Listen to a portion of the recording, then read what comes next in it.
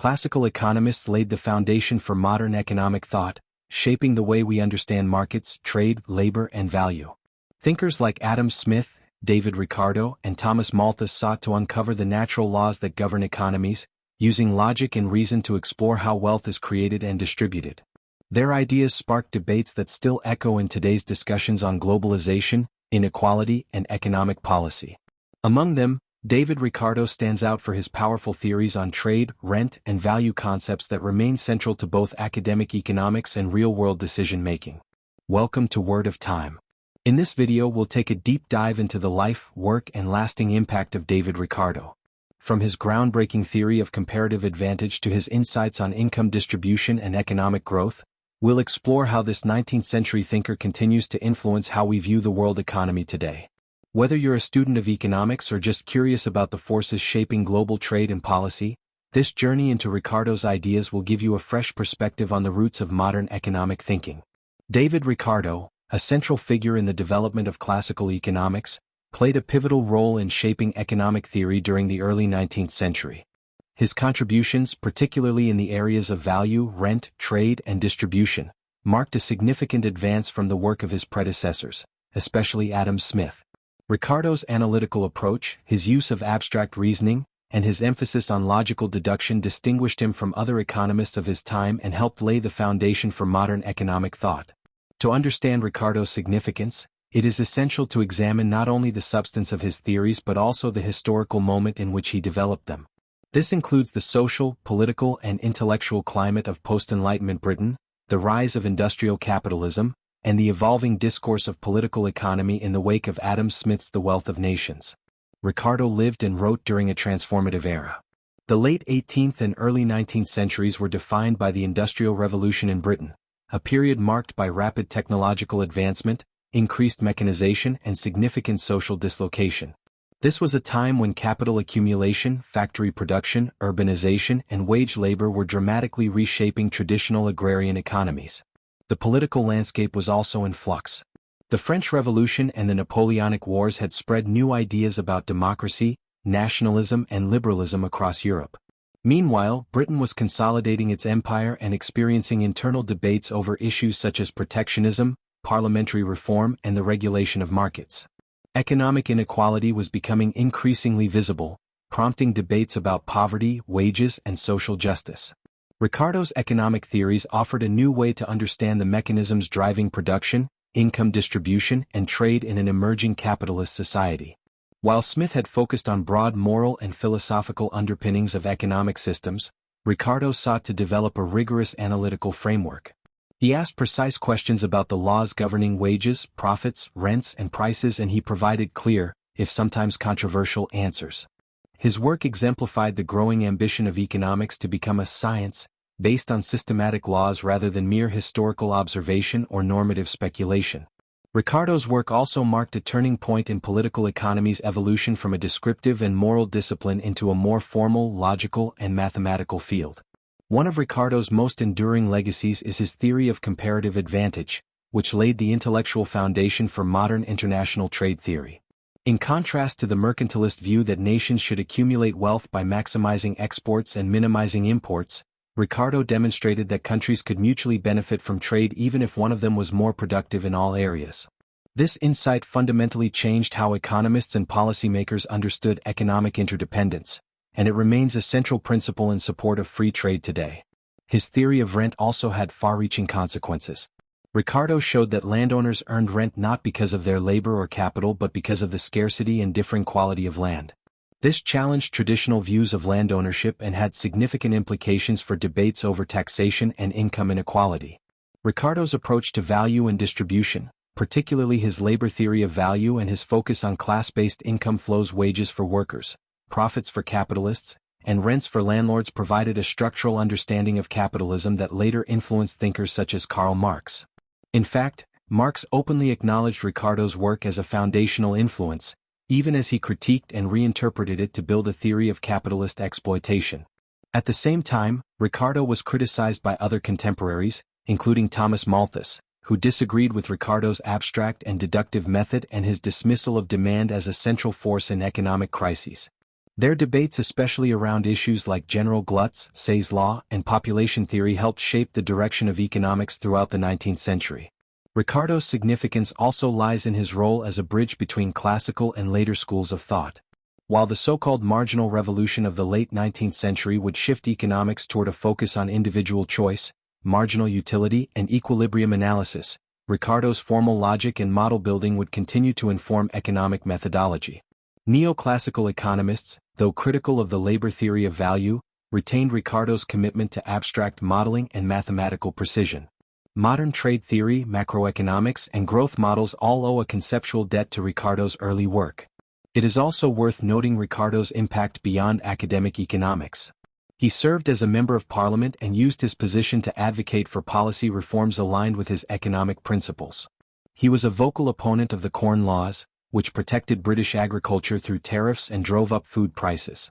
Ricardo argued that these laws enriched landlords at the expense of consumers and industrial capitalists, thereby harming economic efficiency and justice. His arguments helped fuel the anti-Corn Law movement, which eventually succeeded in repealing the laws in the mid-19th century. In this way, Ricardo's ideas were not confined to the classroom or the pamphlet but were actively deployed in real-world struggles over wealth, power, and policy. This video aims to explore Ricardo's life, work, and enduring legacy in a comprehensive and critical manner. It seeks not only to summarize his key theories but also to place them in historical context, engage with their strengths and limitations, and examine how they continue to shape economic discourse today. By analyzing Ricardo's writings, his debates with contemporaries, his policy involvement, and his intellectual legacy, we can better understand both the evolution of economic theory and the broader transformations of 19th-century society. Ricardo's life also offers a compelling narrative of a man who rose from a modest background, educated himself in economics, amassed wealth through financial acumen, and devoted his later years to the pursuit of knowledge and reform. His legacy is not without controversy, and many of his assumptions have been challenged by later thinkers. Yet few economists have had such a lasting impact or so fundamentally shaped the contours of modern economic thought. Through this exploration, we can appreciate Ricardo not only as a historical figure but as a living force in the ongoing development of economics as a discipline and as a tool for understanding the world. David Ricardo was born on April 18, 1772, in London, England, into a large and affluent family of Sephardic Jewish descent. His father, Abraham Ricardo, was a successful stockbroker who had emigrated from the Netherlands to England, part of a community of Jewish merchants and financiers who had established themselves in London during the 17th and 18th centuries.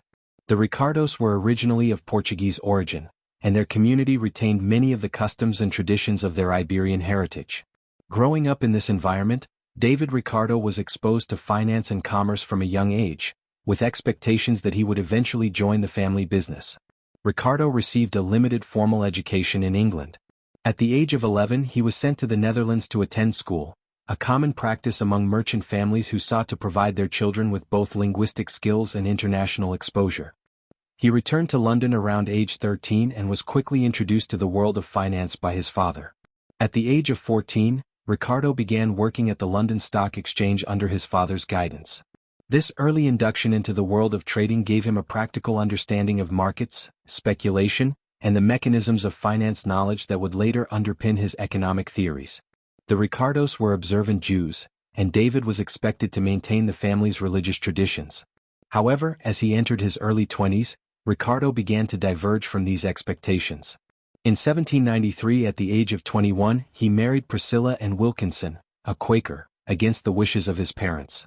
In doing so, he renounced the Jewish faith and converted to Unitarianism, a liberal Christian denomination known for its rationalist and reformist views. This act of religious defiance led to a permanent estrangement from his parents, who cut off all personal and financial ties with him. Estranged from his family and excluded from the family business, Ricardo was forced to start anew. Despite the rupture, Ricardo quickly demonstrated a remarkable aptitude for finance. Using some initial savings and borrowing from friends and connections, he began trading government securities and investing independently. He soon achieved considerable success on the stock exchange. Ricardo's fortune grew rapidly through speculation in government bonds, particularly during the volatile period of the Napoleonic Wars. His understanding of monetary policy, interest rates, and market psychology allowed him to make well-timed trades. By his mid-30s, Ricardo had become a very wealthy man. This financial independence would later allow him to retire from business and devote himself fully to the study of political economy. Ricardo's intellectual development during this period was largely self-directed. Though he had no formal education in economics or philosophy, he had a strong curiosity and an analytical mind. He read widely in the fields of science, mathematics, and political philosophy. The pivotal moment in his intellectual journey came around 1799, when he happened to read Adam Smith's The Wealth of Nations during a vacation. This book, published in 1776, had already laid the foundations of classical economics and was becoming widely recognized as a seminal work. For Ricardo, Smith's analysis of markets, division of labor, and the invisible hand of competition provided a compelling framework for understanding the world he had experienced firsthand through financial markets. Smith's ideas resonated deeply with Ricardo, but they also provoked questions and critiques. While Smith had offered a broad and rich account of economic development, Ricardo began to seek a more precise and systematic understanding of economic laws.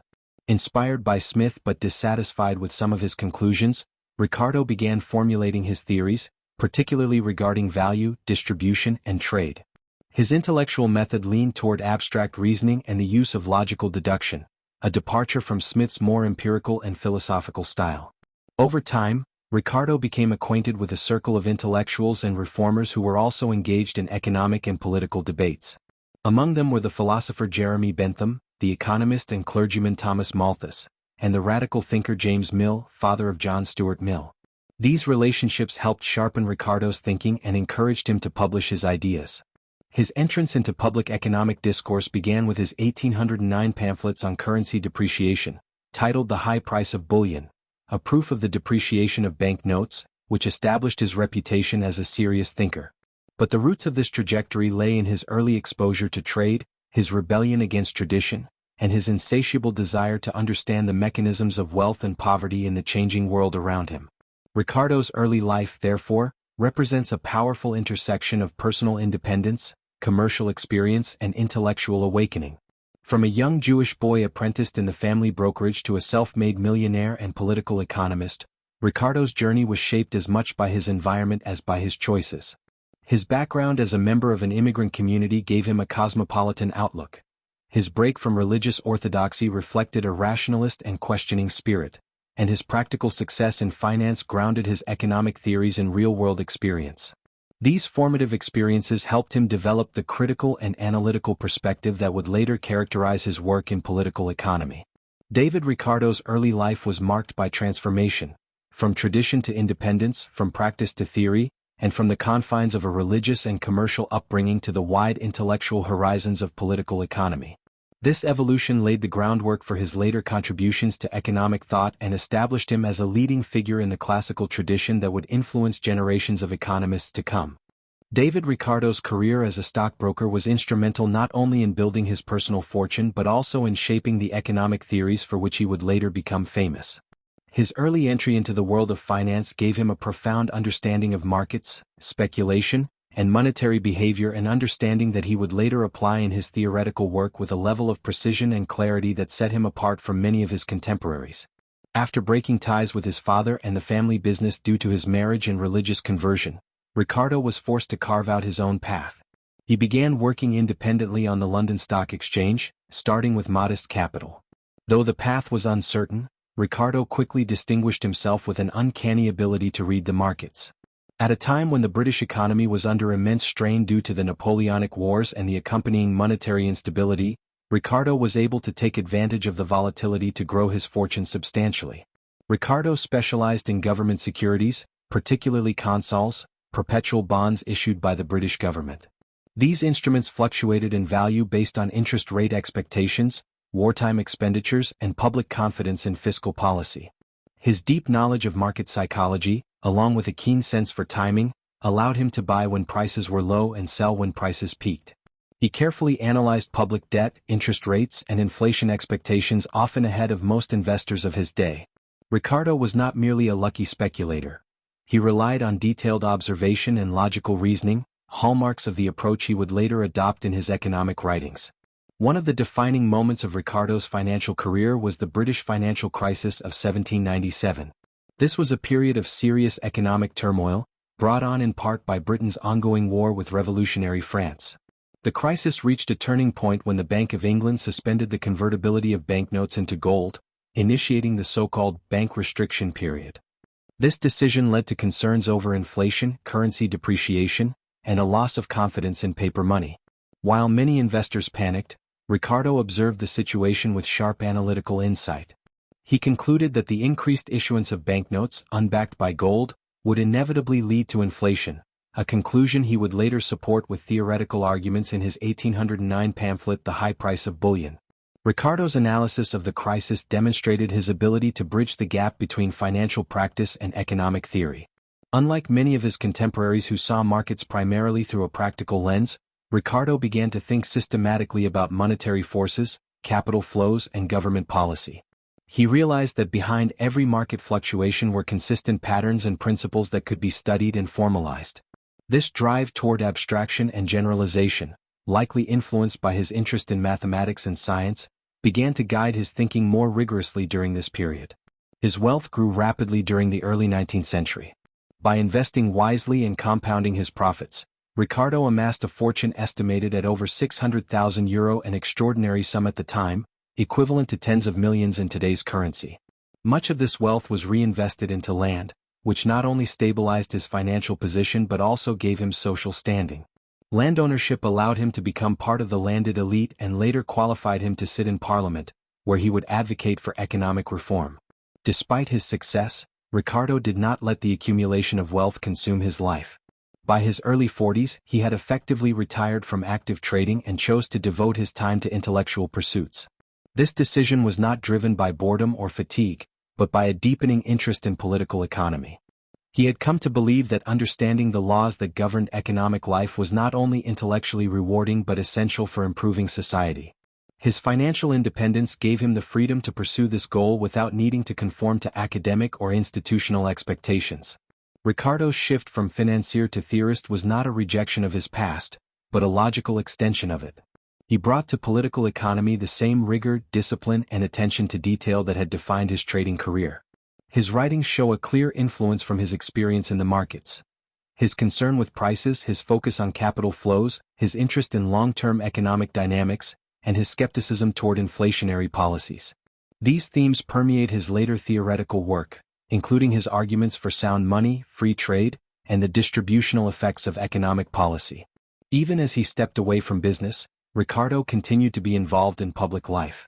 He was generous with his wealth, supporting a variety of philanthropic causes, including educational institutions and political reform efforts. He also used his fortune to support other intellectuals, including his friend and fellow reformer James Mill. Ricardo's home became a gathering place for political economists, philosophers, and reformers, where ideas were exchanged in lively debates that helped shape the direction of 19th-century economic thought. Ricardo's retirement from active business marked a transition not to idleness but to one of the most productive intellectual phases of his life. His financial career had taught him how to think in terms of systems and incentives, and it gave him a vantage point from which to observe the relationship between individual behavior and broader economic forces. This practical experience lent credibility to his economic writings and helped him avoid the purely abstract errors that often afflicted those without first-hand knowledge of market operations. Ricardo's career as a stockbroker was far more than a prelude to his intellectual work, it was an essential foundation for it. His success in financial markets gave him not only the means but also the mindset to tackle the great economic questions of his time. He approached economics not as a detached academic but as someone who had lived and profited from the very processes he sought to understand. His transition from market practitioner to economic theorist was seamless, and his legacy endures in large part because of the rare blend of practical experience and theoretical brilliance that defined his career. Through his financial acumen, analytical insight, and commitment to public service, David Ricardo left an indelible mark on both the world of finance and the discipline of economics. David Ricardo's entry into political economy was not the result of academic training or university appointment, but rather a direct outgrowth of his experiences as a financier and observer of the British economy during a period of intense monetary and political instability. His transition into the realm of economic theory was largely catalyzed by a major public debate known as the Bullion Controversy, which took place between 1809 and 1811. This national debate centered around the rising prices in Britain, the role of paper money, and the suspension of the gold standard. It was during this time that Ricardo first emerged as a formidable thinker in political economy, publishing his first major pamphlet and engaging intellectually with some of the most influential economists and philosophers of his time.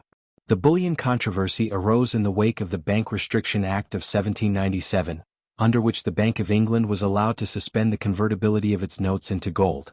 The justification was wartime necessity. Britain was engaged in a costly and prolonged conflict with Napoleonic France, and the government needed to finance military operations. The suspension allowed the bank to issue banknotes without holding an equivalent amount of gold reserves, which in turn led to concerns about inflation and currency depreciation. By the late 1800s, the effects of this policy were visible. Prices were rising steadily, and public anxiety about the value of money was growing. Ricardo, with his background in finance, was particularly attuned to the implications of an inconvertible currency.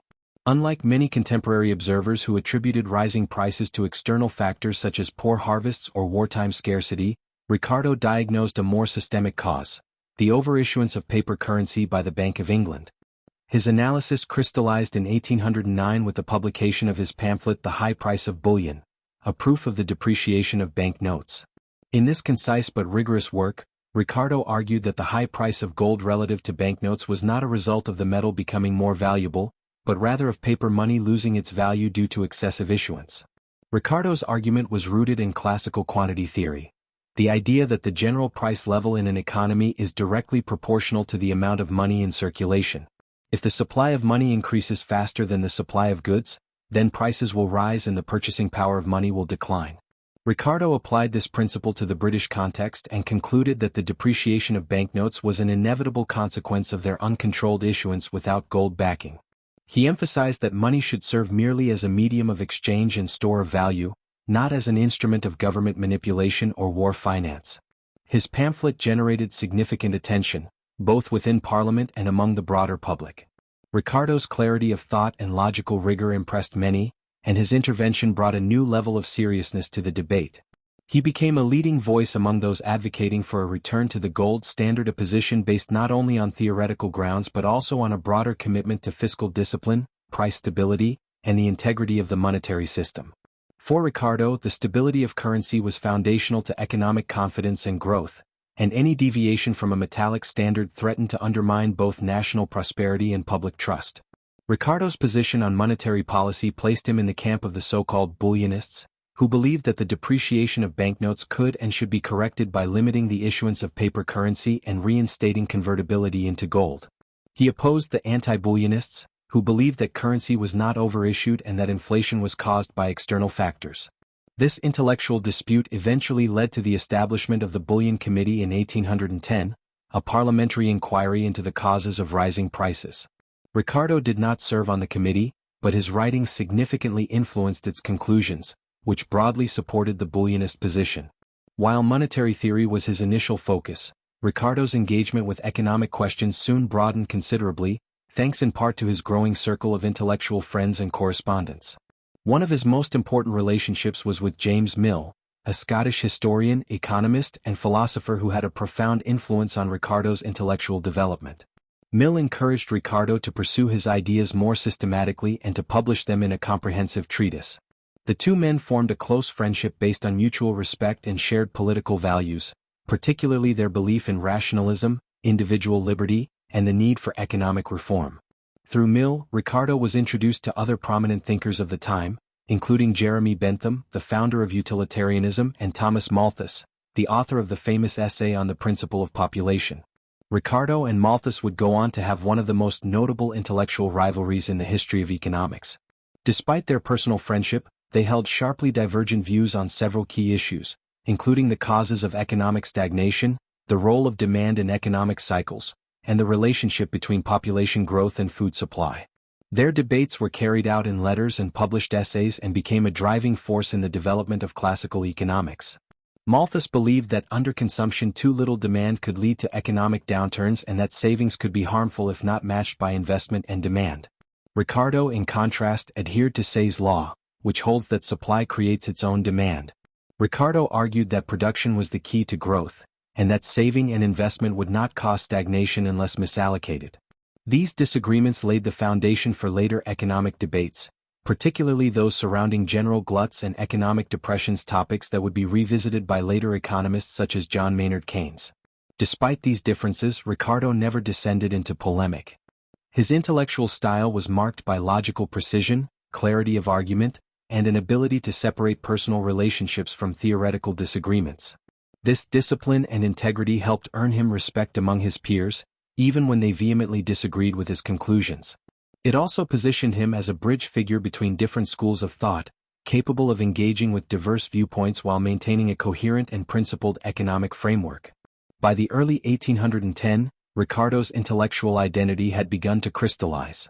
No longer simply a wealthy financier or amateur theorist, he had become a central figure in British political economy. His writings were widely discussed in Parliament, academic circles, and the press. He was frequently consulted on matters of economic policy and engaged regularly with government officials, economists, and reformers. In 1815 he would publish his most important work, On the Principles of Political Economy and Taxation, a book that systematically laid out his theories of value, rent, distribution, and trade.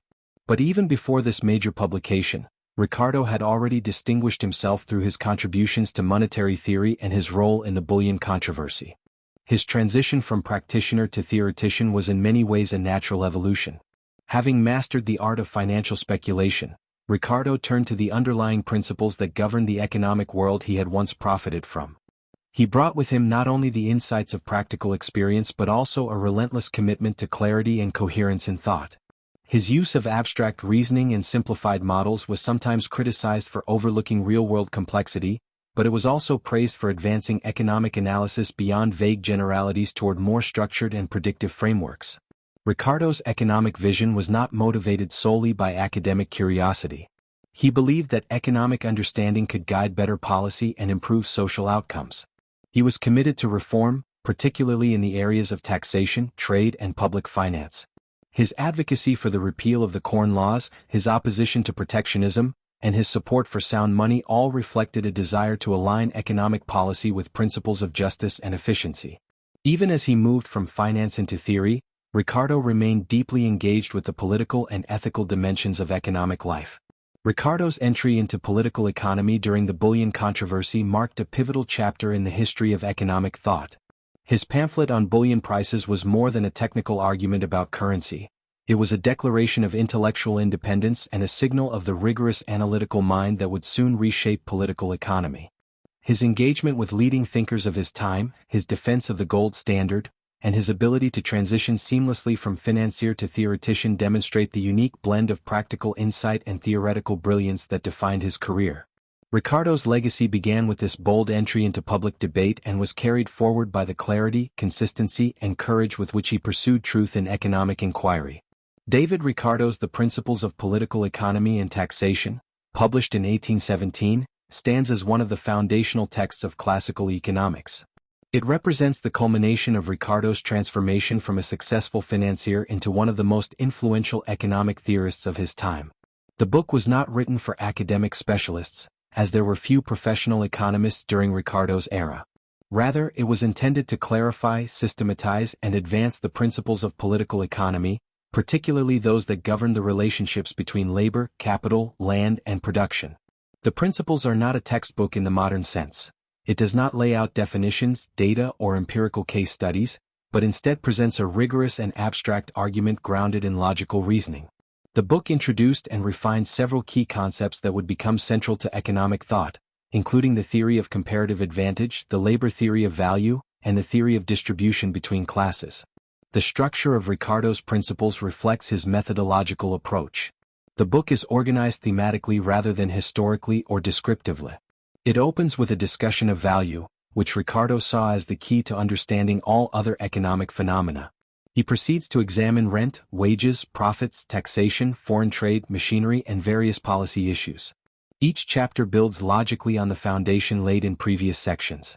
Ricardo's aim was not to describe the British economy of his time in detail, but to reveal the general laws that governed any capitalist economy.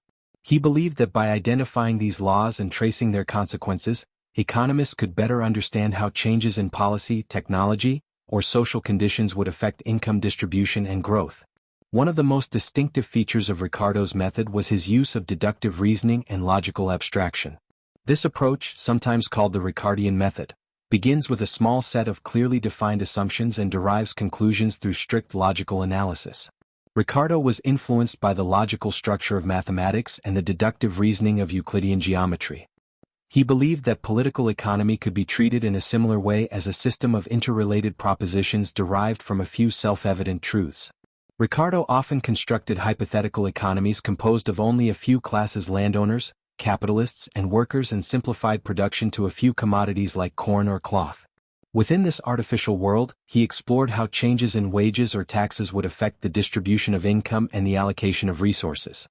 His models deliberately stripped away historical detail and institutional complexity in order to isolate the fundamental dynamics of capitalism. This method has been praised for its clarity and logical rigor, but also criticized for being too abstract and divorced from empirical realities.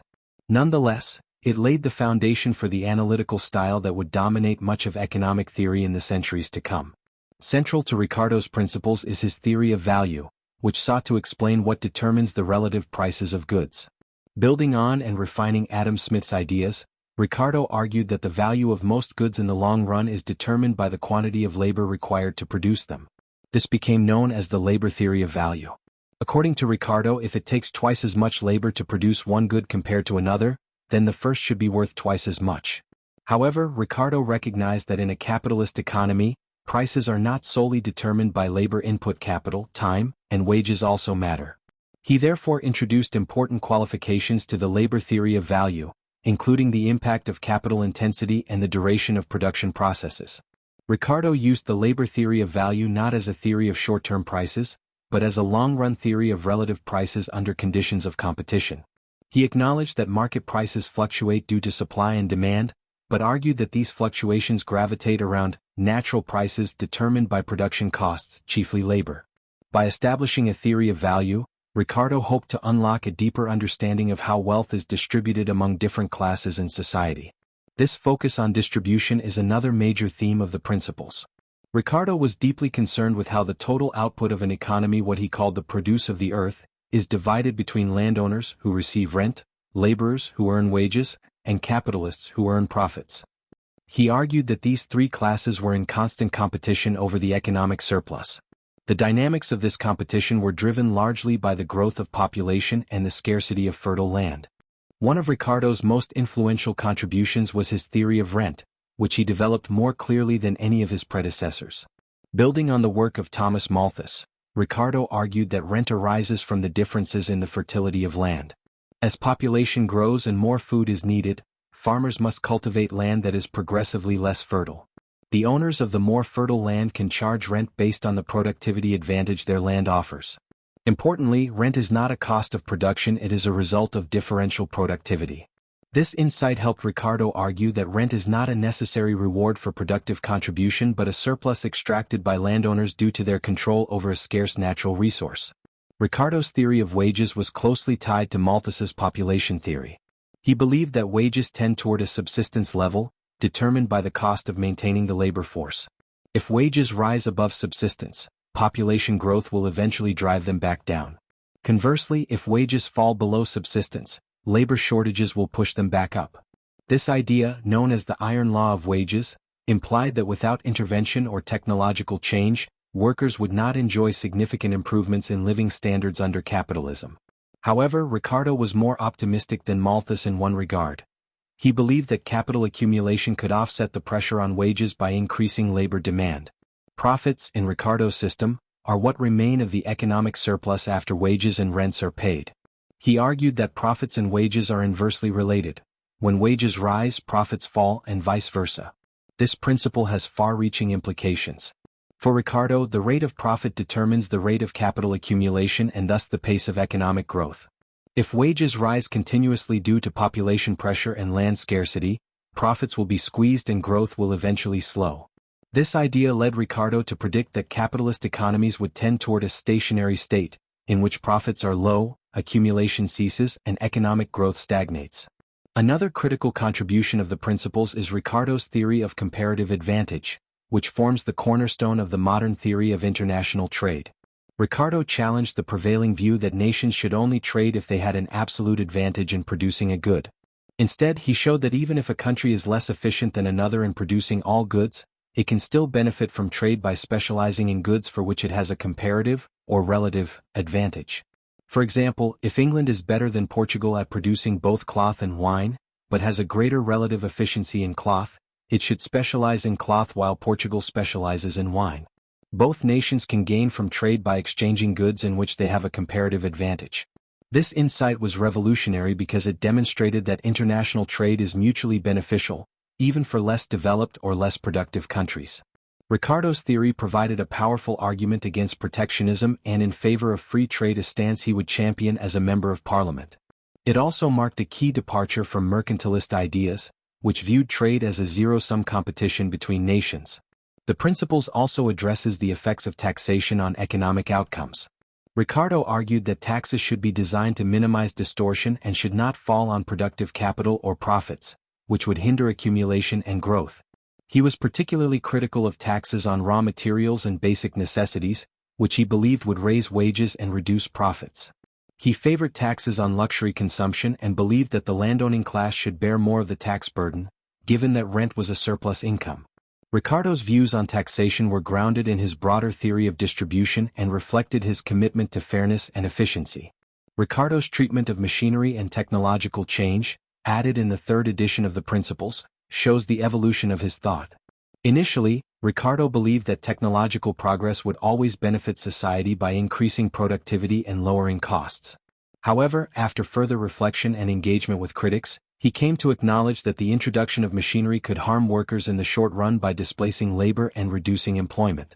This shift marked a subtle but important recognition of the complexities of economic dynamics and the possible divergence between aggregate gains and distributional outcomes. Despite its abstract style, Ricardo's principles had a profound impact on policy debates in Britain. His arguments against the Corn Laws tariffs on imported grain that protected landowners but raised food prices were influential in the free trade movement. His views on currency, taxation, and distribution shaped economic thinking for decades and laid the groundwork for both Marxist critiques and neoclassical refinements. The Principles of Political Economy and Taxation is a landmark in the history of economic thought. It combines rigorous reasoning with deep insights into the structure of capitalist economies. Ricardo's deductive method, though sometimes criticized for its abstraction, provided a powerful tool for isolating and understanding economic relationships. His focus on value, distribution, and growth offered a coherent framework for analyzing the interplay between labor, capital, and land. By systematically exploring these themes, Ricardo not only extended and refined the work of his predecessors but also established a legacy that would influence generations of economists, from Karl Marx to Alfred Marshall to modern theorists. David Ricardo's labor theory of value was a central pillar of his economic system and served as a foundation for his broader analysis of income distribution and class relations in capitalist society. According to Ricardo, the relative value of commodities is determined by the quantity of labor required for their production. This idea did not originate with Ricardo. It had been discussed by earlier thinkers such as Adam Smith. However, Ricardo refined and systematized the theory, applying it more rigorously and consistently than his predecessors. He believed that in a competitive market, where capital moves freely and labor is mobile, the natural price of a good will gravitate toward the amount of labor embodied in it. Ricardo argued that, in the long run, the relative value of most goods is proportional to the amount of labor necessary to produce them, not to their utility or subjective desirability. In his view, labor is the primary cost of production and the true measure of value. He acknowledged that there are other inputs such as machinery and raw materials, but he maintained that these too are ultimately the product of labor performed at earlier stages. Thus, even the capital used in production is reducible to past labor. By focusing on labor as the common denominator of all production costs, Ricardo hoped to uncover a systematic and objective measure of value that could explain how goods are exchanged and how income is distributed in a capitalist economy. Ricardo's version of the labor theory of value differed in significant ways from Adam Smith's. While Smith also linked value to labor, he made a crucial distinction between labor commanded and labor embodied.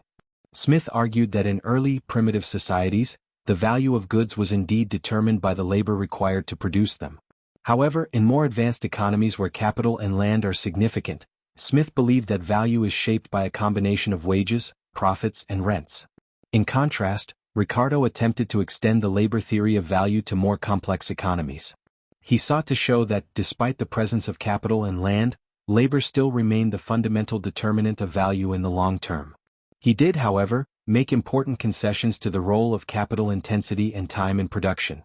He recognized that commodities requiring a greater proportion of fixed capital or taking longer to produce might deviate in value due to differences in profit rates, but he argued that such deviations were generally small and did not undermine the broader validity of the labor theory. Karl Marx later adopted and modified Ricardo's labor theory of value, using it as the basis for his critique of capitalism. Marx agreed with Ricardo that labor is the source of all value, but he introduced the distinction between use value and exchange value, and placed greater emphasis on surplus value, the difference between the value created by workers and the wages they receive. Marx saw this surplus as the source of capitalist profit and the root of exploitation. While Ricardo saw profit as a necessary and natural part of the capitalist system, Marx saw it as evidence of systemic injustice. For Marx, Ricardo's labor theory of value revealed the inner contradictions of capitalism and justified the need for revolutionary change. Despite its influence, the labor theory of value has been subject to numerous criticisms. One major critique concerns its failure to account adequately for differences in capital intensity and production time.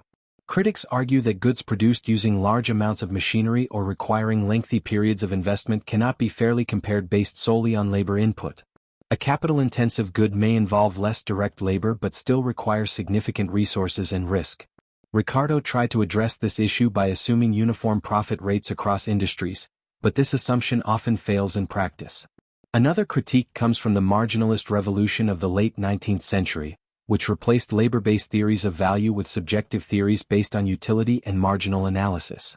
According to marginalist economists, value is not determined by the cost of production but by the preferences and choices of consumers at the margin. This marked a significant shift away from classical theories and diminished the prominence of the labor theory in mainstream economics. Nonetheless, Ricardo's labor theory of value continues to play an important role in understanding the structure of capitalist economies, especially when it comes to the distribution of income. Ricardo used the theory to analyze how the output of the economy is divided among wages, profits, and rents. If the value of a good is determined by labor, then the question becomes, who receives the value created by that labor? Ricardo concluded that workers receive wages equivalent to subsistence, capitalists receive profits based on the surplus after wages are paid, and landowners receive rents due to the scarcity and varying fertility of land. By grounding his analysis in labor, Ricardo was able to frame the central economic issue as a struggle over the division of the labor-created surplus. This class-based perspective influenced later economic thought, including Marxist and Keynesian approaches, and helped shift the focus of political economy from individual choices to social relations and structural dynamics. Ricardo's theory of rent was another key component of his economic system and closely linked to his labor theory of value. His rent theory aimed to explain why landowners receive income, even though they do not actively contribute to production in the same way as workers or capitalists. According to Ricardo, rent arises from the differences in the fertility and productivity of land. As population grows and the demand for food increases, society must cultivate land of progressively lower quality. The most fertile land produces more output with the same input of labor and capital than less fertile land. Because food is sold at a market price determined by the cost of production on the least productive land in use, the marginal land, owners of more fertile land enjoy a surplus. This surplus, called differential rent, is the difference between the cost of production on the better land and the cost on marginal land. Ricardo's rent theory broke sharply with earlier views, particularly those of the physiocrats, who believed that all value originated from land and agriculture. The physiocrats viewed rent as a natural and just return to the landowner for the productive power of the soil. Ricardo, by contrast, saw rent not as a reward for productive contribution, but as a deduction from the total product of society. For Ricardo, rent was not essential to production, it was a result of scarcity and differential productivity. In his view, the landlord's income came at the expense of the other classes, especially capitalists, whose profits were squeezed by rising rents and food prices. Ricardo's rent theory had significant implications for income distribution. As the economy grew and more land was brought under cultivation, rents would inevitably rise. Because food was a necessity, higher food prices would push up wages, as workers required more income to maintain subsistence. But higher wages would reduce profits, thereby slowing capital accumulation and economic growth. Thus, Ricardo saw rising rents as a threat to the dynamism of the capitalist economy. He feared that the growing power of the landlord class would lead to stagnation and a stationary state. His analysis portrayed landlords as economic parasites who gained from the misfortunes of others and contributed little to social productivity. Ricardo's theory also had important policy implications. Because rent was a surplus income, not a necessary cost of production, Ricardo argued that it could be taxed without harming economic growth. He believed that the state should impose taxes on land and rent rather than on capital or wages. This view contributed to his opposition to the Corn Laws, which imposed tariffs on imported grain and kept food prices artificially high. Ricardo argued that these laws enriched landlords while harming workers and capitalists. By raising the price of grain, the Corn Laws increased the cost of living and pushed up wages, which in turn reduced profits. Repealing the Corn Laws, Ricardo believed, would lower food prices, reduce rents, and restore the profitability of capital investment. Ricardo's rent theory also helped explain the declining rate of profit in a maturing capitalist economy. As more land is cultivated, and as wages rise to reflect higher food costs, profits are gradually eroded. This tendency toward falling profits was, for Ricardo, an inevitable outcome of economic development under capitalism. Unless offset by technological innovation or foreign trade, the falling rate of profit would eventually bring economic growth to a halt. This vision of a stationary economy reflected Ricardo's belief in the long-run constraints imposed by nature, population, and the distribution of income. Although Ricardo's theory of rent was focused primarily on agriculture and land, it has been extended by later economists to other forms of economic rent. In modern economics, rent refers more broadly to any income derived from ownership of a scarce resource, whether it be land, natural resources, intellectual property, or monopoly power. The core insight that rent arises from scarcity and not from productive effort remains influential in contemporary debates over taxation, inequality, and resource allocation. Critics of Ricardo's rent theory have pointed out that it relies on certain rigid assumptions, such as fixed land quality rankings and the necessity of expanding cultivation onto increasingly poor land. In reality, technological advances in agriculture, transport, and logistics can offset land scarcity and reduce the importance of fertility differences. Moreover, urban development and changing land use patterns have complicated the classical picture of agricultural rent. Nonetheless, Ricardo's core insight that rents are determined by relative productivity and scarcity rather than by costs of production continues to shape economic thinking. Ricardo's combined theories of value and rent offer a compelling analysis of the economic forces that govern the distribution of income and the dynamics of growth. By grounding value in labor and explaining rent as a surplus extracted by landowners, Ricardo provided a framework for understanding the class struggles inherent in capitalism. He saw workers, capitalists, and landlords as engaged in a zero-sum contest over the economic surplus. The labor theory of value explained how that surplus was created. The rent theory explained how it was unevenly distributed. This framework made Ricardo's political economy both a powerful tool of analysis and a call for reform. It highlighted the barriers to growth posed by inherited privilege and rent-seeking, and it offered a vision of policy aimed at liberating productive forces from the constraints of land monopoly and unproductive extraction. Ricardo's labor theory of value and theory of rent were deeply intertwined components of his economic vision. Together, they allowed him to construct a systematic explanation of how capitalist economies function, how value is created, and how income is distributed among classes. Despite the evolution of economic theory since Ricardo's time, his insights into labor, rent, and the structural dynamics of distribution remain central to the ongoing conversation about wealth, inequality, and the future of capitalism. David Ricardo's theory of comparative advantage remains one of the most enduring contributions to economic thought, fundamentally shaping how economists and policymakers understand international trade. At its core, the theory explains how two countries, even if one is more efficient than the other at producing all goods, can still benefit from trading with each other. Ricardo used a simple but powerful example involving two countries, England and Portugal, and two goods, cloth and wine. In his scenario, Portugal could produce both cloth and wine using fewer resources than England. Despite Portugal's absolute advantage in producing both goods, Ricardo demonstrated that trade could still be mutually beneficial if each country specialized in producing the good for which it had the lowest opportunity cost, or the greatest relative efficiency.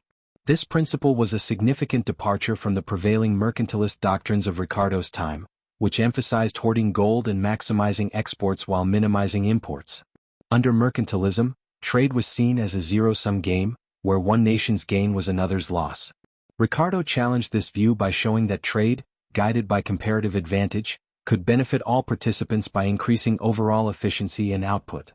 His model demonstrated that international trade was not about winning or losing but about finding mutual benefit through specialization and exchange. Despite its clarity, the theory of comparative advantage is often misunderstood. One common misconception is to equate it with absolute advantage, which refers to a country's ability to produce more of a good with the same or fewer resources. However, Ricardo's point was that even if a country is less efficient at producing everything, it still benefits from trade if it focuses on the activity where it is least inefficient. Another common error is to assume that comparative advantage is static. In reality, comparative advantages can shift over time due to changes in technology, labor productivity, and capital accumulation. Ricardo's model was based on fixed coefficients of production and assumed immobility of labor and capital across borders, simplifying assumptions that help illuminate the principle but limit its real-world applicability. Ricardo also assumed that factors of production, especially capital, do not move between countries, which reinforced the logic of trade in goods rather than capital. In today's globalized economy, where capital is highly mobile and multinational corporations can relocate production, this assumption often does not hold. Some modern critiques argue that comparative advantage does not account for how global supply chains, labor standards, or strategic industries operate. Nevertheless, the core insight that trade is driven by opportunity costs and relative productivity remains valid and influential. Ricardo's theory has had a profound influence on free trade policies. It became a foundational justification for the liberalization of trade barriers and the promotion of global commerce. Policymakers and economists have invoked comparative advantage to argue against tariffs, quotas, and protectionist policies. The theory suggests that such interventions distort the allocation of resources, reduce economic efficiency, and ultimately harm consumers and producers alike. Ricardo himself was a staunch advocate for free trade and opposed the Corn Laws, which protected British agriculture at the expense of urban consumers and industrial capitalists. His opposition was rooted not only in the logic of comparative advantage but also in his broader concern for economic growth and income distribution. The elegance and simplicity of Ricardo's model helped anchor international economics in rigorous theoretical foundations. It paved the way for later developments in trade theory, including the Heckscher-Ohlin model, which focuses on factor endowments, and the more recent theories that incorporate increasing returns to scale, technological change, and imperfect competition. Although more complex models have emerged, Ricardo's comparative advantage remains a touchstone in economic education and policy discourse. It is a staple of introductory economics textbooks and a key argument in debates over globalization, trade agreements, and economic integration. Ricardo's theory also speaks to broader themes in his work, particularly the distribution of income and the dynamics of capital accumulation. While his theory of comparative advantage explains how trade can increase the size of the economic pie, it does not directly address how that pie is divided. In practice, the gains from trade are not always evenly shared. Depending on labor mobility, wage flexibility, and the bargaining power of different social classes, some groups may benefit more than others. Ricardo was aware of these distributional effects, especially as they pertain to workers, landlords, and capitalists, but his trade theory focused on efficiency rather than equity. Closely connected to Ricardo's trade theory was his analysis of capital accumulation and the tendency of the profit rate to fall over time. Ricardo believed that economic growth depended on the reinvestment of profits into productive capital. As capitalists earn profits, they invest in new machinery, factories, and infrastructure, thereby expanding the productive capacity of the economy. However, Ricardo identified a structural tendency for the rate of profit to decline as the economy matures. This tendency was rooted in diminishing returns to capital and the rising cost of subsistence goods, particularly food. As more capital is invested in agriculture to feed a growing population, less fertile land must be cultivated. Because it requires more labor and capital to extract the same amount of food from inferior land, the cost of food increases. Since workers need food to survive, wages rise to maintain subsistence, even in real terms. These higher wages eat into profits, reducing the return on investment. Meanwhile, landowners benefit from rising rents, as their more fertile land becomes increasingly valuable. This redistribution of income from capitalists to landlords further depresses profit margins and discourages further accumulation. Ricardo saw this process as a natural, even inevitable trajectory of capitalist development. He envisioned a stationary state, a point at which profits fall to the minimum necessary to maintain investment, and growth comes to a halt. In this state, population growth stabilizes, capital accumulation ceases, and the economy stagnates. Ricardo was pessimistic about the long-term prospects of capitalism, not because of market failure or government mismanagement, but because of the inherent dynamics of land scarcity and income distribution. To delay this stationary state, Ricardo advocated for policies that would lower food prices and reduce rents. Chief among these was the repeal of the Corn Laws, which he believed artificially inflated food costs and accelerated the fall in profits. He also supported free trade more broadly as a way to import cheaper agricultural goods and ease the pressure on domestic land use. By promoting trade, Ricardo hoped to extend the period of capital accumulation and postpone the eventual stagnation of the economy. Ricardo's theory of the falling rate of profit influenced later thinkers, including Karl Marx, who adopted and expanded upon this idea in his critique of capitalism. Marx saw the falling profit rate not just as a structural feature of capitalism, but as a symptom of its internal contradictions that would ultimately lead to crisis and collapse. For Ricardo, the falling profit rate was more a technical limitation than a political one, but it underscored his deep concern with the distributional outcomes of economic growth. Ricardo's theory of comparative advantage revolutionized the understanding of international trade by introducing the idea that relative, not absolute, efficiency determines the benefits of exchange. It established a powerful argument for free trade, grounded in deductive reasoning and logical modeling. At the same time, Ricardo's insights into capital accumulation and the falling rate of profit offered a sobering perspective on the limits of economic expansion. Together, these theories reflect Ricardo's broader commitment to understanding the dynamics of value, distribution, and growth issues that remain central to economic thought today. David Ricardo devoted significant attention to the subject of taxation and public finance, seen both as critical components in shaping economic outcomes and influencing income distribution among the primary classes of capitalist society: landlords, workers, and capitalists. His analysis in this area extended his broader concern with the allocation of economic surplus and its impact on production, profits, and long-term growth. Ricardo's views on taxation were grounded in his understanding of how different taxes influence incentives, resource allocation, and the accumulation of capital. He was not concerned with taxation merely as a tool for raising revenue, but rather as a force that could either promote or hinder economic efficiency and the productive capabilities of a nation. Ricardo emphasized the concept of tax incidence, who ultimately bears the burden of a tax rather than who physically pays it. He argued that taxes can shift their burden through changes in prices, wages, or profits, depending on market conditions and the nature of the tax. For instance, a tax on commodities might appear to be paid by consumers, but in reality, it could reduce profits if competition prevents sellers from raising prices. Conversely, if demand is inelastic, consumers may end up paying higher prices, bearing the effective burden. Ricardo was especially concerned with how taxes influenced the distribution of income between workers, capitalists, and landlords, and how this affected the ability of capitalists to accumulate capital and drive economic growth. He believed that taxes which fell on profits or wages could discourage production and investment, while those that fell on rents, unearned income accruing to landowners, were relatively benign. In this view, since rent is a surplus not required to incentivize production, taxing it does not reduce output or distort economic behavior.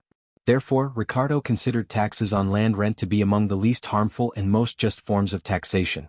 This view aligned with his broader critique of the landlord class, whom he saw as benefiting disproportionately from economic growth without contributing to production. A well-designed property tax or rent tax, in Ricardo's opinion, could fund public expenditures without impeding the productivity of labor or capital. When it came to taxes on income, Ricardo was more cautious. He recognized that while income taxes could be progressive and serve redistributive goals, they also had the potential to discourage effort, savings, and enterprise, especially if levied heavily on profits. Capitalists, in his framework, were the driving force behind economic expansion.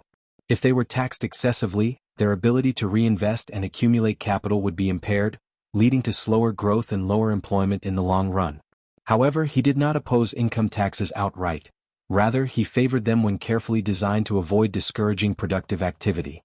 Ricardo was deeply opposed to taxes on necessities, particularly those that raised the cost of living for the working class. He believed that such taxes ultimately forced employers to raise wages to ensure workers could survive at a subsistence level, which in turn reduced profits. In this way, indirect taxes on basic goods harmed capitalists by raising labor costs and eroded the surplus that could be reinvested in productive enterprise. He also objected to taxes on raw materials and machinery, which increased the cost of production and undermined the competitiveness of domestic industry. In all cases, Ricardo's consistent position was that taxation should minimize economic distortions and avoid interfering with the accumulation of capital, which he regarded as the engine of progress. This philosophy underpinned his vigorous opposition to the Corn Laws, which imposed tariffs on imported grain and served to protect domestic agriculture from foreign competition. While presented as a measure to preserve food security and support rural employment, Ricardo saw the Corn Laws as a regressive policy that enriched landlords at the expense of the rest of society. By keeping grain prices artificially high, these tariffs increased the cost of food, which then pushed up wages to meet the subsistence needs of workers. As wages rose, profits fell, reducing the incentives and ability of capitalists to invest in industry and expand production. Ricardo argued that the Corn Laws distorted the natural allocation of resources, encouraged inefficient agricultural practices, and shifted wealth from capitalists and consumers to landlords. The result was a misallocation of capital, a reduction in overall productivity, and a slowing of economic growth. In his parliamentary speeches and writings, Ricardo repeatedly called for the repeal of the Corn Laws, not only on grounds of efficiency but also as a matter of fairness. He believed that free trade in grain would lower food prices, reduce the cost of living and increase real wages for workers, all while restoring profitability and vitality to the industrial sector. His stance placed him firmly in the camp of free trade advocates and aligned him with broader efforts to reform Britain's political economy in favor of industrial and urban interests. Another key area of Ricardo's concern was national debt and government borrowing. During his lifetime, Britain had accumulated a substantial public debt, largely due to the cost of war with Napoleonic France. Ricardo examined the implications of this debt for future taxation and economic performance. He recognized that borrowing could be a necessary tool for managing short-term fiscal pressures, especially in wartime, but he was critical of the long-term consequences of relying on debt to finance public expenditure. Ricardo warned that public borrowing, unless carefully controlled, led to the transfer of wealth from taxpayers to bondholders, who were often members of the already wealthy class. Interest payments on the debt had to be funded through taxation, and if those taxes fell on productive capital or wages, they would reduce investment and hinder economic growth. He was particularly wary of the hidden burden of debt, as it delayed taxation into the future and could accumulate unnoticed until it imposed a heavy fiscal drag on the economy. For this reason, Ricardo favored transparency in public finance and argued that governments should finance expenditures through current taxation rather than deferred borrowing whenever possible. One of his proposals was the creation of a sinking fund, a mechanism by which government would set aside revenues to gradually pay down the debt. However, he was skeptical of the actual implementation of such funds, noting that they were often raided for other uses or manipulated to create the illusion of fiscal prudence. He insisted that real reductions in debt required budgetary discipline and honest accounting, not financial gimmickry. Ricardo's views on debt were also influenced by his understanding of intergenerational equity. He believed it was unjust to saddle future generations with debt incurred by their predecessors unless the borrowing had created assets or benefits that could be passed down as well. Wartime debt, in particular, was problematic because the costs of war were imposed on future taxpayers, while the benefits were reaped by those living in the present. For this reason, Ricardo argued that war expenditures should be financed by current taxation whenever feasible, rather than by issuing long-term bonds that deferred payment to the future. Overall, Ricardo's analysis of taxation and public finance combined a deep concern for economic efficiency with a principled commitment to fairness in the distribution of burdens. He consistently sought to identify forms of taxation that minimized harm to production and capital accumulation, while recognizing the importance of ensuring that public revenue was raised in a way that did not reinforce privilege or economic inefficiency. His legacy in this area includes a rigorous framework for analyzing tax incidents, a clear defense of land taxation, a prescient critique of protectionist policies like the Corn Laws, and a sober warning about the long-term effects of public debt. These ideas remain relevant in contemporary debates over tax policy, budget deficits, and economic fairness. David Ricardo's entry into the political sphere marked a significant evolution in his public life and offered him a platform to advocate for the economic principles he had long articulated in his writings. Though a relatively quiet and reserved figure, his election to the British House of Commons in 1819 allowed him to participate directly in shaping the policies of the nation. Representing the Irish borough of Port Arlington, Ricardo served as a Member of Parliament until his death in 1823. Though Port Arlington was a rotten borough, with a small electorate and limited popular engagement, Ricardo used the position not for personal power or patronage but as a means to champion economic reform grounded in rational analysis and classical liberal principles. Once in Parliament, Ricardo became a respected voice on financial and economic matters. He was not a fiery orator. His speeches were often described as brief and delivered in a subdued tone. Yet, what they lacked in dramatic flair they made up for in intellectual clarity and logical precision. He earned the respect of fellow MPs for his honesty, consistency, and knowledge, even among those who did not share his ideological leanings. Rather than seeking political popularity, Ricardo remained focused on arguing for economic policies that he believed were just, efficient, and conducive to national prosperity. One of his principal concerns in Parliament was monetary policy. Coming from a background as a successful stockbroker and having studied deeply the workings of currency and finance, Ricardo had long been concerned with the effects of an inconvertible paper currency. This issue had taken center stage in British economic policy following the suspension of gold convertibility by the Bank of England in 1797. In his earlier writings, including his influential The High Price of Bullion, Ricardo had argued that excessive issuance of paper money by the Bank of England had led to inflation and a decline in the value of the pound. He advocated for a return to a gold standard, which he saw as a necessary anchor for price stability and fiscal discipline. In Parliament, he continued to support this position, and his ideas helped shape the legislative process that eventually led to the Resumption Act of 1819, restoring the convertibility of paper notes into gold. Ricardo's proposal for a gradual and measured return to the gold standard rather than a sudden shift reflected his practical understanding of markets and the potential risks of economic disruption. Though the government ultimately followed a slightly different course, Ricardo's influence on the debate was significant, and his broader commitment to monetary stability became part of the intellectual foundation for future British financial policy. Perhaps the most prominent and passionate area of Ricardo's public advocacy, however, was his opposition to the Corn Laws. These were tariffs and trade restrictions on imported grain designed to protect British landowners from foreign competition and maintain high domestic prices for agricultural products. First introduced in 1815, the Corn Laws were a response to falling grain prices after the Napoleonic Wars and were supported by the powerful landed interests in Parliament. Ricardo vehemently opposed them from both a theoretical and practical standpoint. In line with his broader economic thought, Ricardo argued that the Corn Laws distorted the natural allocation of resources and created artificial scarcity. By raising the price of food, they forced workers to spend a greater share of their income on subsistence, which in turn led to demands for higher wages. Rising wages cut into the profits of manufacturers and capitalists, reducing the incentives for investment and stifling economic growth. Ricardo also emphasized that the high price of food hurt consumers and disproportionately burdened the poor. He viewed the Corn Laws as a regressive policy that enriched landowners at the expense of both workers and capitalists. In Parliament, Ricardo spoke against the Corn Laws with clarity and persistence.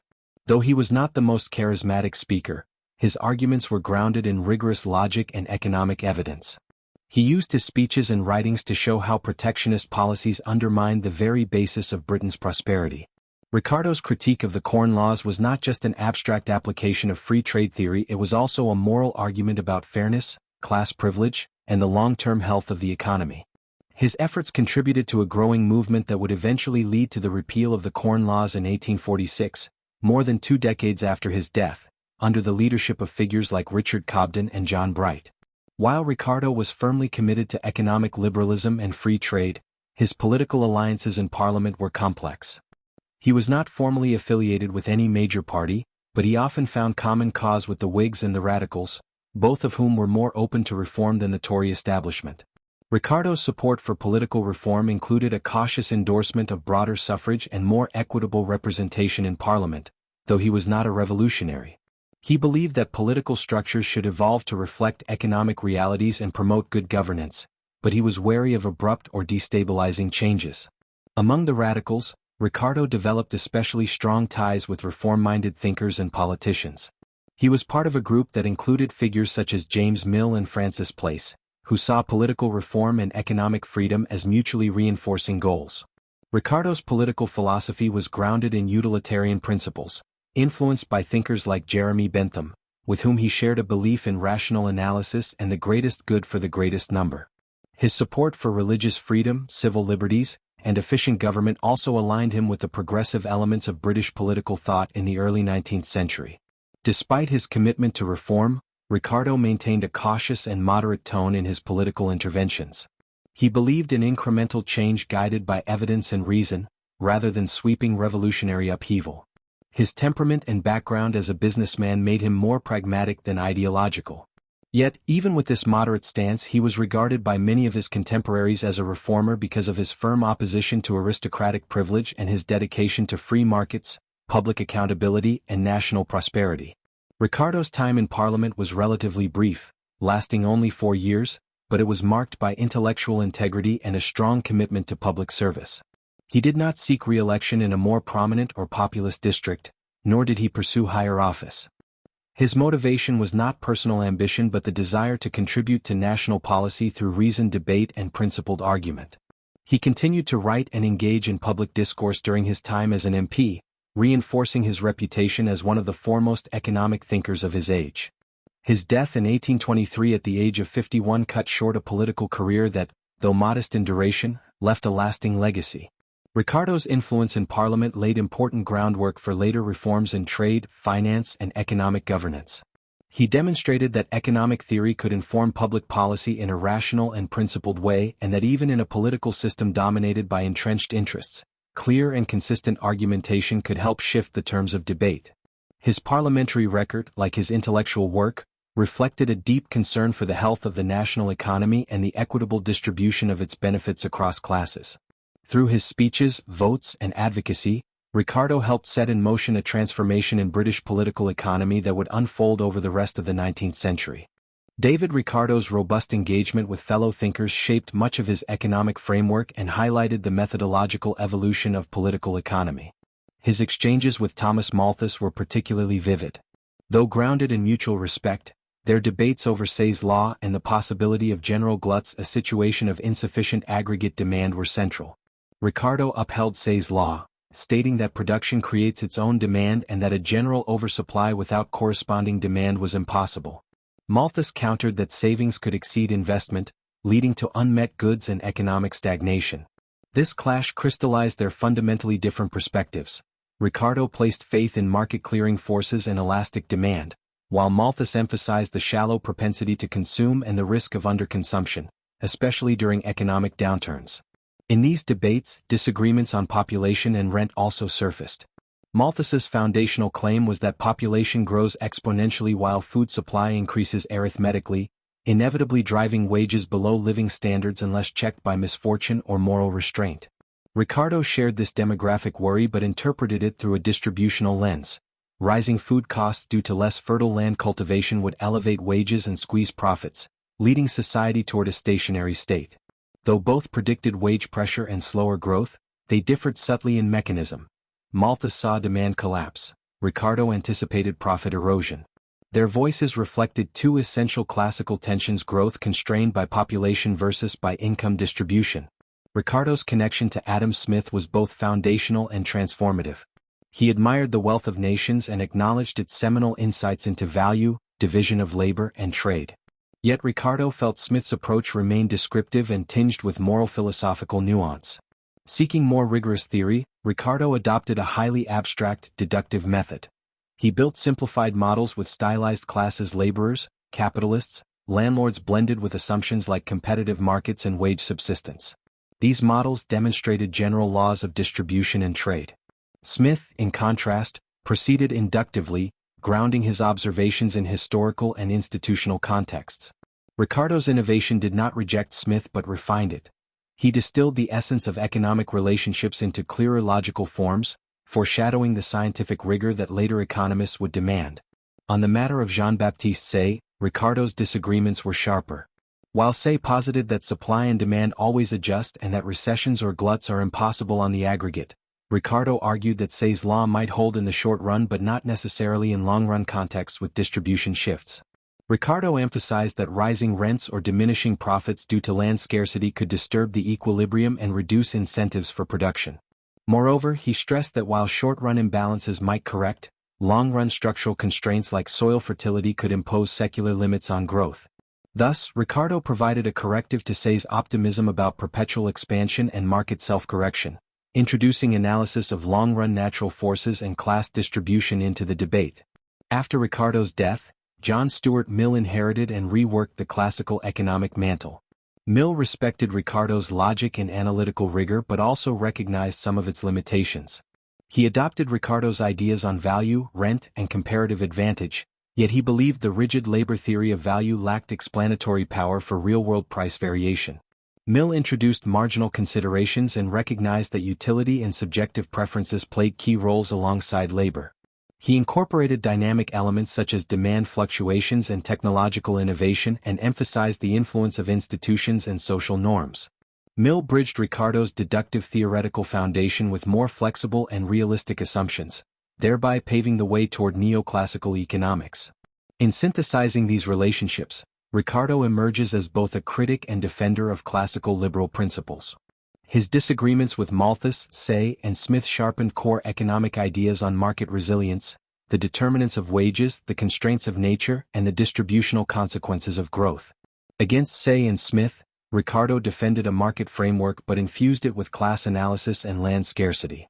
Against Malthus, he maintained supply-led insight but underscored how profit redistribution could slow growth. And posthumously, Mill preserved Ricardo's theoretical clarity while infusing it with empirical sensitivity and dynamic nuance. Ricardo's journey demonstrates the evolution of economic thought from moral description to abstract modeling, from classical system-wide coherence to the incorporation of individual choice and institutional texture. His intellectual dialogues didn't close debates but propelled them forward. The tension between abstraction and realism, market optimism versus structural constraint, and aggregate equilibrium versus class effects all trace back to those conversations. In this way, Ricardo's engagements with his contemporaries were less confrontations and more conversations that refined and deepened the discipline. Through his exchanges, Ricardo advanced economics not merely as someone opposing others, but as someone who thoughtfully refined, extended, and sometimes limited broader classical ideas. His critical engagement allowed the emergence of a more mathematically coherent and socio-politically aware economics. In turn, Mill carried that legacy forward, adapting Ricardo's ideas for new conditions and fresh insights. In sum, Ricardo's dialogues with Malthus, Smith, Say, and Mill represent a formative chapter in economic thought and intellectual crucible in which rigorous abstraction met empirical and institutional reality, and where the seeds of modern economics were firmly planted. David Ricardo's contributions to economic theory were groundbreaking in their precision and logical rigor, yet his work has been subject to extensive criticism over time. Many of these critiques arise from the very characteristics that gave his theories their appeal: the use of abstraction, simplicity, and deductive reasoning. By seeking general principles and attempting to build economics on a foundation as solid and universal as mathematics or physics, Ricardo inevitably created models that were both powerful and limited, powerful in their internal coherence and theoretical clarity, but limited in their ability to fully reflect the complexity and variability of real-world economic life. One of the most persistent criticisms directed at Ricardo's work is his tendency toward oversimplification and excessive abstraction. Ricardo's models are often starkly stylized. They typically include only three classes: landowners, capitalists, and workers, and assume homogeneity within each group. Economic agents behave predictably according to a narrow range of motivations. Landowners seek rent, capitalists pursue profit, and workers aim to survive. This schematic division allows for neat analytical conclusions, but it excludes a wide array of social and institutional factors that influence real economic behavior.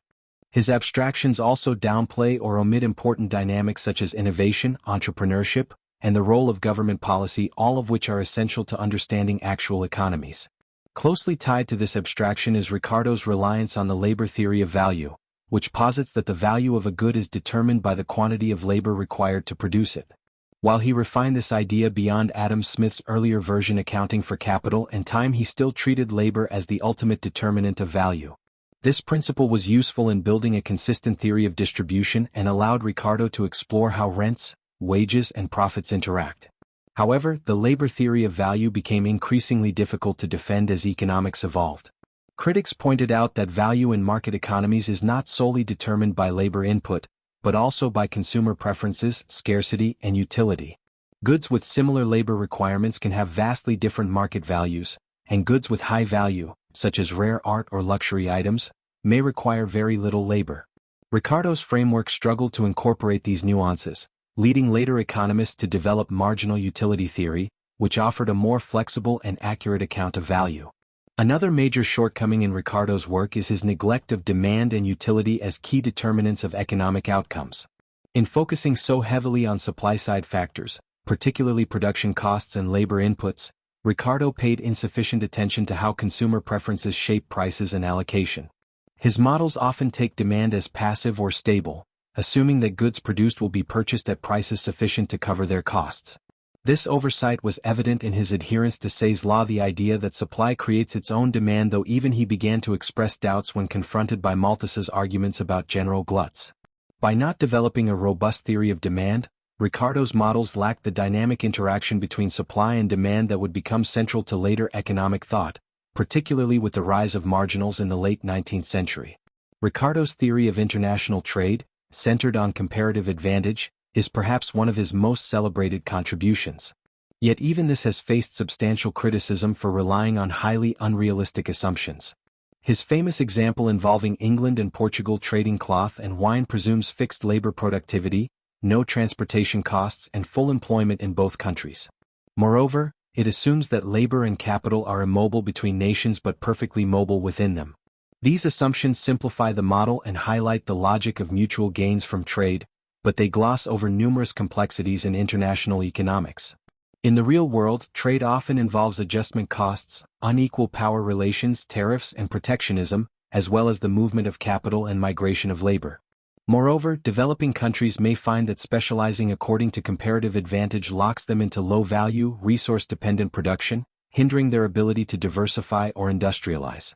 Ricardo's framework provides a theoretical case for free trade, but it offers little guidance on how to manage the disruptive effects of trade or ensure equitable outcomes among nations. Another significant limitation of Ricardo's economic system is its fundamentally static nature.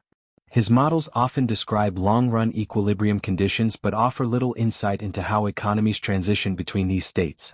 Ricardo had a deep interest in natural prices, long-term trends, and class-based distributions of income, but he did not explore the short-term frictions, adjustments, or institutional evolutions that characterize actual economic life. As a result, his system tends to be deterministic, with few mechanisms for handling change outside of the fixed rules he sets in advance. This static orientation also makes it difficult for Ricardo to address the role of technological innovation, business cycles, or policy interventions, factors that became crucial in later economic thought. Finally, Ricardo's theories are often criticized for lacking an institutional and historical context. He wrote at a time when Britain was undergoing profound transformation from an agrarian to an industrial economy, yet his models largely abstract away from the specificities of this context. There is little discussion of legal frameworks, political institutions, labor relations, or social norms, all of which significantly influence economic behavior. By focusing on universal laws, Ricardo sidestepped the importance of historically contingent institutions, which later economists including Karl Marx, the German historical school, and institutionalists would place at the center of their analysis. This omission limits the applicability of Ricardo's theories in explaining the evolution of economic systems, especially when institutional change is rapid or contested. Despite these shortcomings, it's important to recognize that many of Ricardo's limitations were products of his pioneering efforts. At the time, economic analysis was still emerging from moral philosophy and descriptive writing. Ricardo sought to establish economics as a more rigorous science, one capable of generating clear, testable propositions. In doing so, he introduced tools and techniques that remain foundational, including the use of abstract models, comparative statics, and logical deduction. Many of his ideas have since been revised, supplemented, or replaced, but his influence persists in the structure of modern economics. Critics of Ricardo are often not dismissing his work outright but are instead highlighting the need for a broader and more empirically grounded approach. As the discipline has evolved, economists have built on Ricardo's insights while addressing his blind spots. The labor theory of value gave way to marginal utility theory. His comparative advantage model was refined to include factor mobility and dynamic gains from trade. His static framework was extended into dynamic models of growth and innovation. What remains valuable in Ricardo's legacy is the clarity of his analysis, his concern with the distribution of income among social classes, and his willingness to confront difficult and sometimes politically unpopular truths about how economies function. Ricardo's achievements and his limitations are inseparable. His elegant abstractions carved out a space for economic reasoning as a distinct discipline, but those same abstractions also exposed the constraints of theory divorced from historical and institutional nuance. Understanding Ricardo fully means not only appreciating his theories but also recognizing where and why they fall short, a balance that has guided economists for generations in the continuous process of refining and expanding the field. David Ricardo's approach to economics was characterized by a method that prioritized logical rigor, internal consistency, and the derivation of universal economic principles through abstract reasoning. This method, often referred to as deductive modeling, set Ricardo apart from many of his contemporaries and established a powerful, though sometimes controversial, framework for the future of economic thought. His philosophy was rooted in the belief that economics could operate similarly to the physical sciences. If one could identify key relationships among economic variables and simplify them into tractable models, it would be possible to understand the structure of economies in a clear and generalizable way.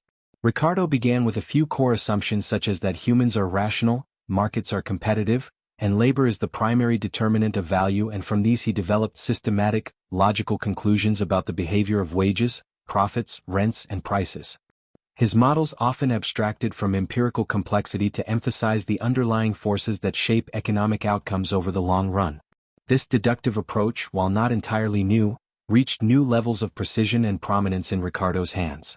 It allowed him to build elegant frameworks like the theory of comparative advantage or the model of distribution between labor, landowners, and capitalists.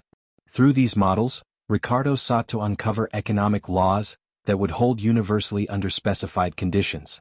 This emphasis on logical consistency was both a strength and a point of critique. On the one hand, Ricardo's models were remarkably coherent. Once his assumptions were accepted, the conclusions followed inescapably. On the other hand, those assumptions were often highly stylized or unrealistic. For example, in his famous model of international trade, Ricardo assumed full employment, immobility of capital across borders, and constant labor productivity conditions that seldom exist in the real world.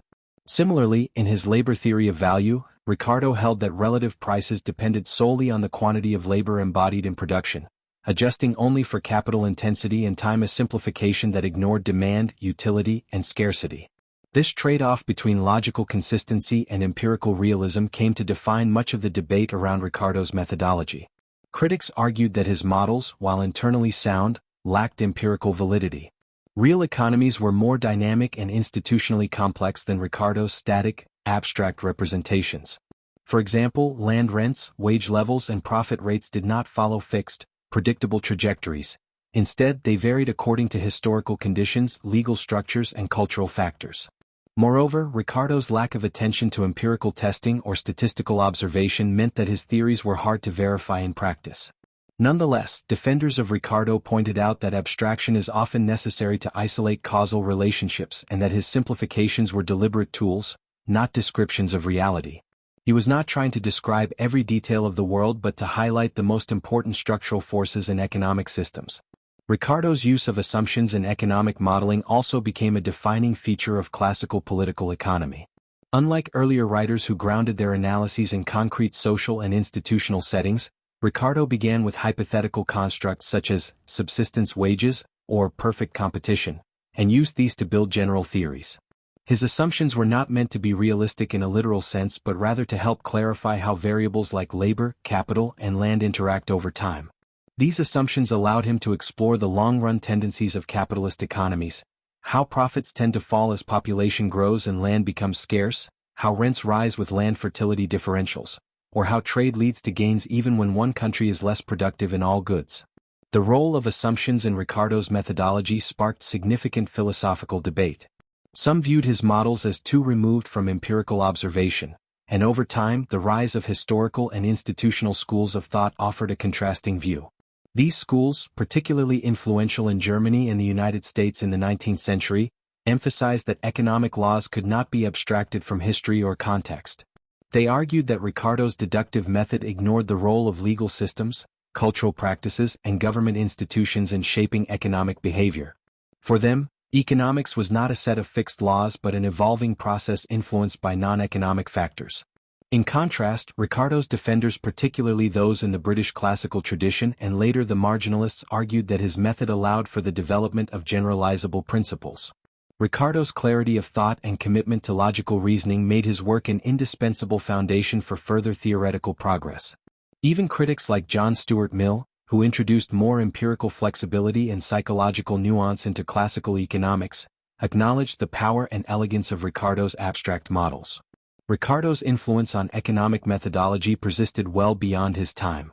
The neoclassical school that emerged in the late 19th century retained his commitment to abstraction and mathematical reasoning, even as it replaced his labor theory of value with marginal utility and focused more on individual choice.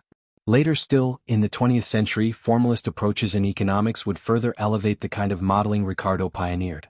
Modern general equilibrium models, game theory, and many forms of economic analysis share Ricardo's preference for theoretical abstraction, deductive reasoning, and model-based insight. In this way, Ricardo helped to define what it means to do economics in the modern sense. Beyond his methodology, Ricardo's presence endures in how economics is taught and understood in both academic and public life. His representation in modern economic textbooks is notable not for the quantity of his ideas still in use, many of which have been superseded, but for their foundational role. Textbooks routinely feature Ricardo's theory of comparative advantage as the canonical explanation of trade. His name is invoked when discussing classical distribution theory, and he is often presented as a key figure in the transition from descriptive political economy to a more analytical, scientific discipline. Even students encountering economics for the first time are likely to engage with Ricardo's thought, if only briefly, in introductory courses. Ricardo's name also surfaces in political debates, especially around trade policy. His idea that nations should specialize according to comparative advantage continues to shape arguments for free trade and globalization. Advocates of trade liberalization often cite Ricardo to support their claims, arguing that global efficiency and consumer welfare improve when countries follow the Ricardian principle. Opponents, meanwhile, may challenge Ricardo's assumptions or highlight the social costs of dislocation and inequality that his model does not capture. In both cases, Ricardo's legacy remains alive in the way economic policy is framed and contested. His influence is also visible in the structure of university economics departments, where his methods of abstract reasoning, simplified modeling, and long-run focus remain central. Though curricula now include behavioral economics, institutional theory, and empirical econometrics, the deductive style championed by Ricardo continues to dominate theoretical instruction. Courses in microeconomics, macroeconomics, and international trade all bear the imprint of Ricardo's style, seeking general principles through abstract modeling and treating assumptions as useful simplifications rather than literal truths. Ricardo's methodology and philosophical stance shaped economics into a distinct and formalized discipline. His commitment to deductive reasoning and model-based thinking, while often critiqued, laid the groundwork for centuries of economic analysis. Whether through his influence on theory, his place in education, or his role in public discourse, Ricardo remains a towering figure whose methods and models continue to inform how we think about the economy.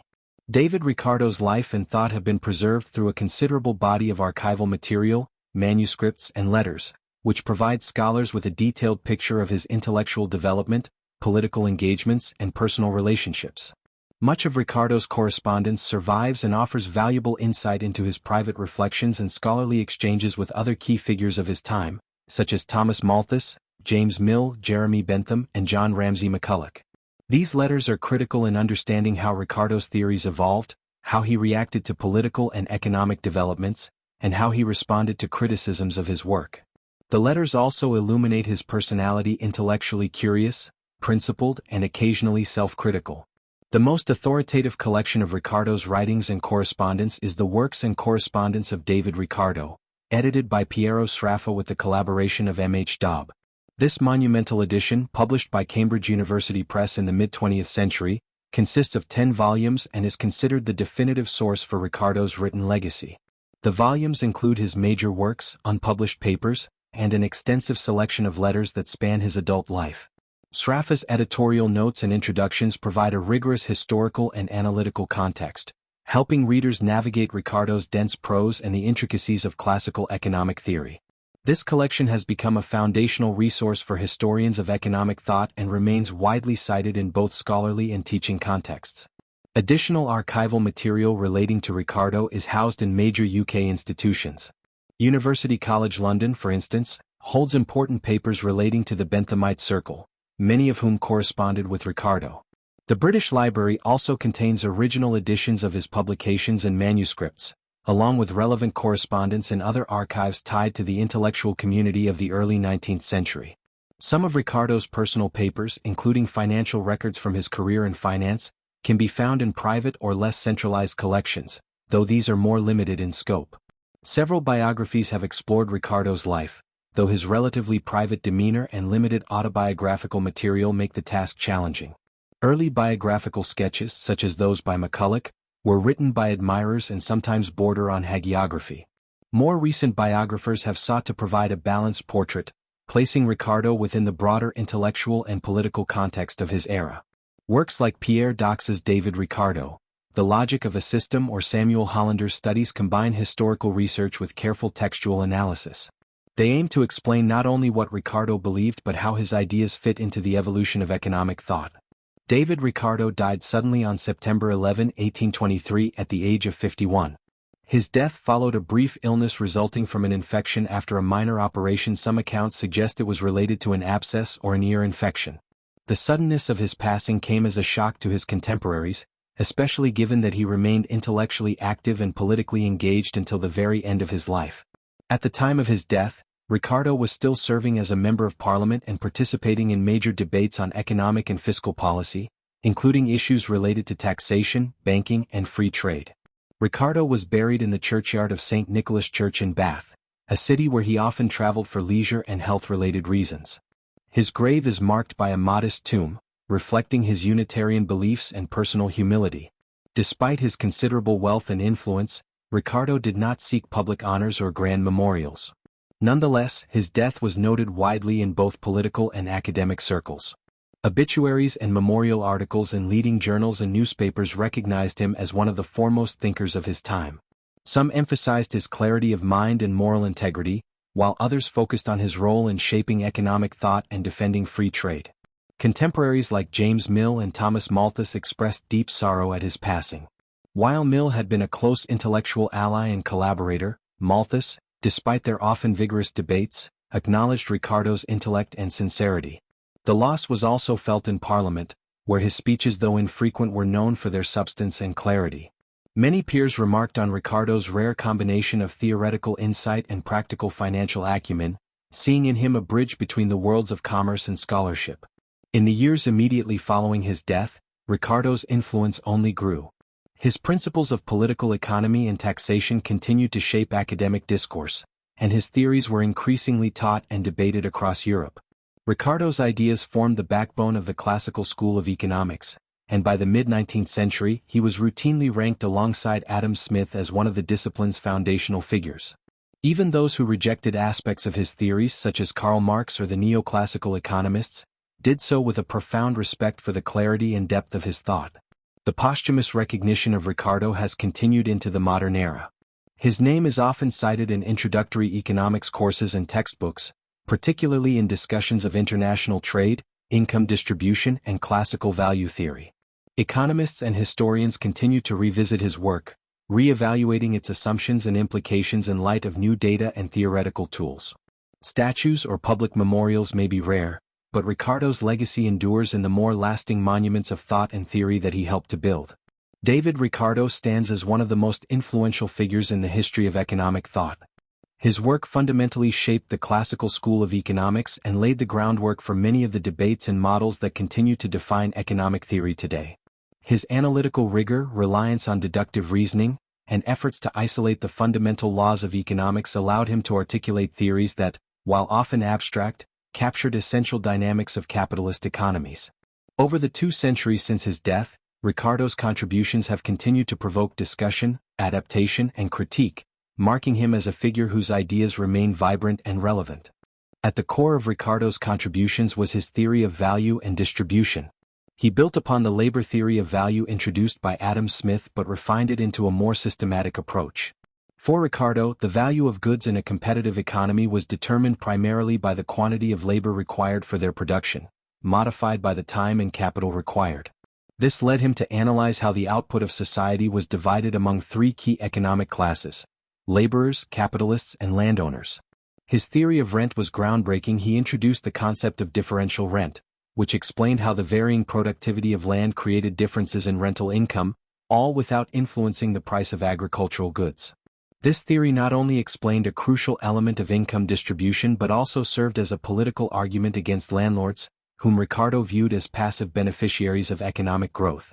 Ricardo's theory of comparative advantage is perhaps his most enduring contribution, and one of the most widely taught principles in modern economics.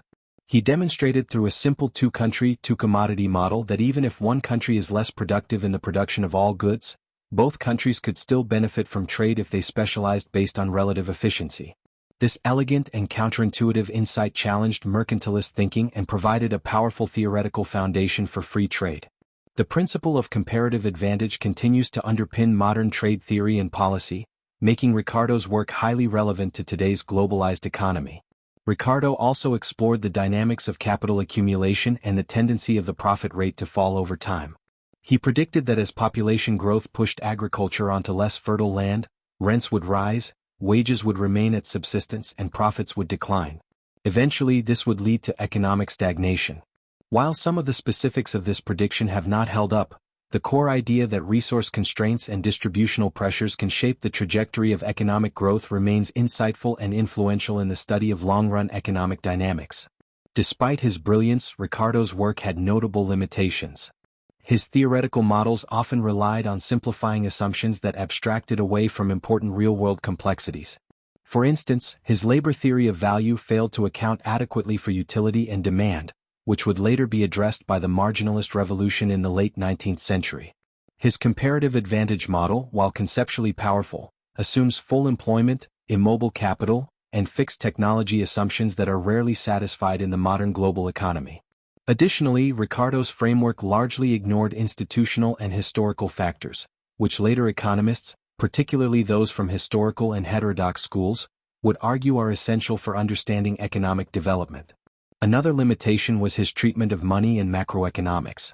Though Ricardo wrote on monetary issues, including debates over the gold standard and currency, he tended to see money as a veil over real economic activity, rather than a dynamic factor in its own right.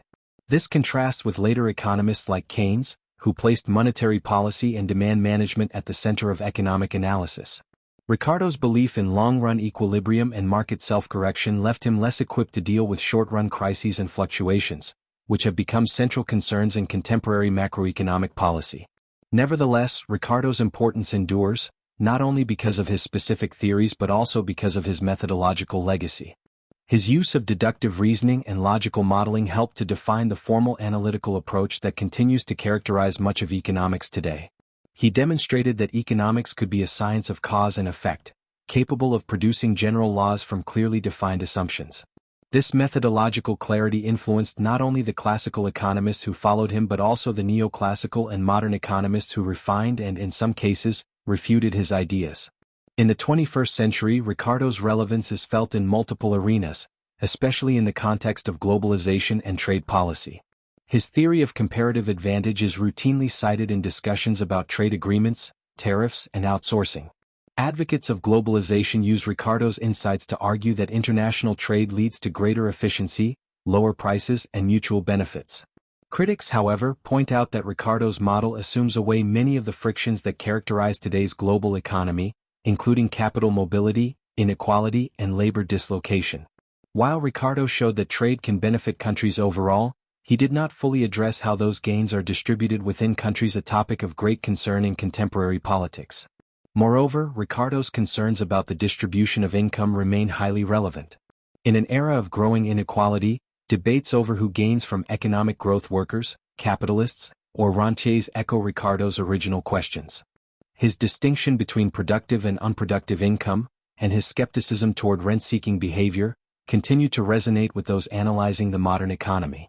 For instance, contemporary discussions about housing affordability, land use policy, and the power of asset owners often evoke Ricardian concerns about rent and distribution. Ricardo's attention to long-run constraints on economic growth also finds parallels in modern debates about sustainability, resource use, and environmental limits. While Ricardo focused on agricultural land, his broader insight that diminishing returns and resource scarcity can shape economic outcomes applies equally to climate change and the finite nature of the planet's ecological systems. The idea that profits and growth may not continue indefinitely in the face of resource constraints aligns with some modern ecological economics perspectives.